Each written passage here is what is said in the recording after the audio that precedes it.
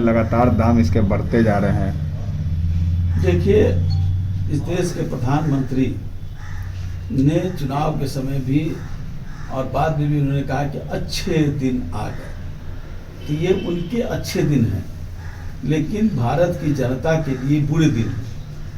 और बुरे दिन इसलिए है और उनके लिए अच्छे दिन इसलिए है कि वो जो भी कुछ आर्थिक व्यवस्था के अंतर्गत जो भी कुछ करते हैं उसके पीछे घरानों के वकालत की बात होती है। और हम लोग जिस बात की बात करते हैं वो इस देश के 130 करोड़ जनता की बात करते हैं। 130 करोड़ जनता तो बदहाल है, बेहाल है। अब तो पेट्रोल डीजल का दाम आपने बढ़ा दिया, जबकि अंतर्राष्ट्रीय बाजार में दाम कमे हैं और अंतर्राष्ट्रीय बाजार में दाम कमे हैं और उसके जो कच्चे तेल होते हैं उसके भी दाम कमे हैं। उसके बावजूद यहाँ पेट्रोल डीजल का दाम बढ़ गया। किसान डीजल से काम करता है और डीजल उसको महंगा मिलेगा तो किसान का उत्पादन भी महंगा होगा। आम लोग जो गाड़ियों में अपनी तेल लेते हैं उससे भी जो उत्पादन चीज़ें हैं या वितरण की सामग्री है उसका दाम बढ़ेगा। तो दाम बढ़ेगा तो उससे लाभ किसको होगा?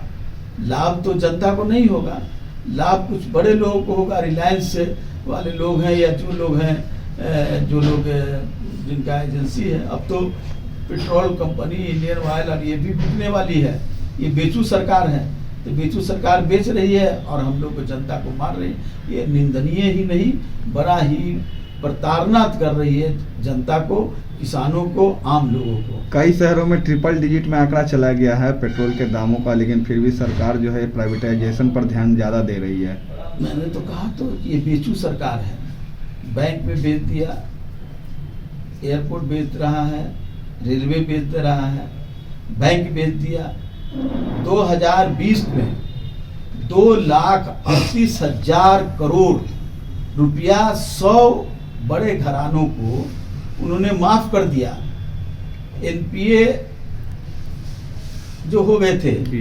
और इस साल, इसी साल में बता रहा हूं, 68,000 करोड़ रुपया 100 घरानों को माफ कर दिया। तो विपक्ष कहाँ है इस बीच में? महंगाई को लेकर आप लोग आवाज़ नहीं उठा रहे। लगातार जब यूपीए की सरकार थी उस वक्त बीजेपी, जब महंगाई बढ़ी थी, पेट्रोल का दाम, उस वक्त बीजेपी सड़कों पे उतरती थी। आप लोग क्यों नहीं उतर रहे? सड़कों पर तो उतर ही रही है जनता, हम लोग सब लोग उतर रहे हैं। किसान आंदोलन हुआ, जनता को किस तरह प्रताड़ित कर रही है, किसानों को किस तरह सुनने का काम नहीं कर रही। ये सरकार किसी की सुनने वाली नहीं है। हम इसका पुरजोर विरोध भी करेंगे, सड़क पर भी आंदोलन करेंगे। हम निश्चित रूप से जिले स्तर पर, प्रखंड स्तर पर हमारा कार्यक्रम बन रहा है और इस महंगाई के खिलाफ, इस पेट्रोल डीजल के बढ़ोतरी के खिलाफ हम पूरा विरोध करने का। ये तो बहुत कहीं बीजेपी से डर तो नहीं ना गई है महागठबंधन? डर तो होना चाहिए। दीप सिंधु जैसे लोगों को पैदा करके और किसानों को डराना चाहती है। जब इस देश के हम लोग 74 आंदोलन के लोग हैं और इस देश ने अंग्रेजों से जब नहीं डरा तो इन काले अंग्रेजों से क्यों डरेगा? ये काले अंग्रेज हैं जो अंग्रेजों की पुश्तैनी जो उनका विचार रहा है उसी विचार को लागू करना चाहते हैं। लोग डरने वाले नहीं हैं। डरे वो, उनका हाल क्या हुआ था राम जन्मभूमि के समय? इस बिहार को वो भूल गए क्या? जाना पड़ा था मसान जोड़, जानते हैं कि नहीं? इसलिए बिहार कभी डरता नहीं है।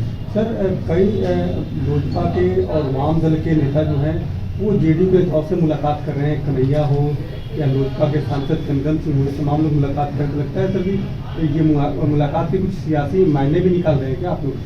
अब कौन माने निकालता है, कौन नहीं निकालता है, इसके लिए आप लोग तो ज़्यादा माने निकालते हैं। आप लोग मायने निकालिए, हमको उस पर कोई टिप्पणी नहीं। क्योंकि सर जेडीयू एक एक करके जो कम पार्टी वाले जो विधायक की संख्या है उनको अपने में ले रही है, मजबूती अपनी बढ़ा रही है। असल में जो जनता दल है, इसके मुख्यमंत्री हैं, वो स्टेफनी बाबू हैं। अब स्टेफनी का अपना एक दबाव न पड़ेगा तो भारतीय जनता पार्टी का दबाव ज़्यादा पड़ रहा है। उस दबाव को सहने के लिए वो चाहते हैं कि कुछ लोगों का सहयोग ले ताकि मेरा ट्यूब नहीं फटे, तो इसमें वो लगे हुए हैं। यानी बैलेंस कर रहे हैं बीजेपी के मुकाबले अपने आप को। अब वो क्या कर रहे हैं क्या नहीं कर रहे हैं, लेकिन उनका स्टेपनी फटने वाला है और स्टेपनी का ट्यूब फटे नहीं, इसलिए वो पुरजोर प्रयास कर रहे हैं। आप उद्योग मंत्री भी रहे हैं, तो क्या बिहार में इथेनॉल को लेकर कुछ संभावनाएं हैं क्या, क्योंकि सरकार दावा कर रही है कि बिहार में इथेनॉल ही नहीं, एग्रीकल्चर बेस्ड इंडस्ट्री की बड़ी संभावनाएं हैं। हम लोगों ने भी उस पर काम किया था। चीनी मिल की जो बेकार जमीनें थी उसको हमने ही अधिग्रहण करवा करके उद्योग विभाग को लाने का काम किया था, आप लोग को जानकारी होगा। अब सरकार को उस पर काम करना है। हमने, आपको याद होगा, उस समय 46 इंडस्ट्री को इनवाइट किया था और बुलाए थे, उसमें कुछ लोग आए भी थे, मैं खुद भी गया था। सरकार अगर चाहती है कि कुछ करना तो नीतियां बदलनी होगी, नीतियों को परिवर्तित करना होगा।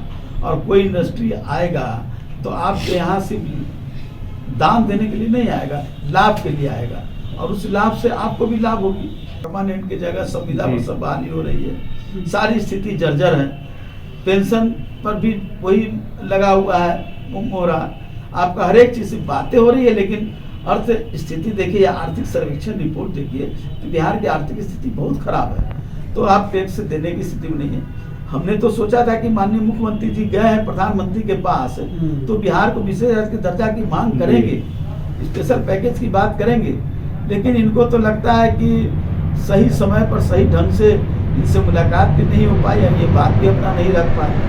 तो अगर बात रखते और विशेष का दर्जा मिलता तो इंडस्ट्री लगने की संभावना थी।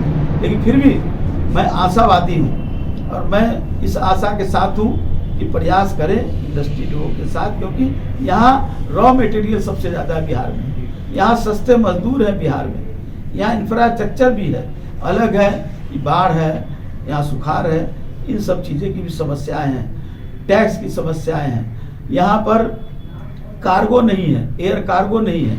एयर कार्गो रहता तो जो सामग्री बनती इंडस्ट्री के द्वारा उनका देश और विदेश में एयर कार्गो के द्वारा भेजा जा सकता था। तो न यहाँ एयर कार्गो है इंफ्रास्ट्रक्चर में, न यहाँ टैक्सेशन की छूट है, न यहाँ पर ज़मीनों का सही ढंग से वितरण है, न उसका किसी तरह से व्यवस्था है। जाइए जो ज़मीन है इंडस्ट्री विभाग गुटको की बियाडा की जो ज़मीन है उस पर बन गए मकान, तो ये सारी चीज़ें हैं, गड़बड़ है, भ्रष्टाचार है।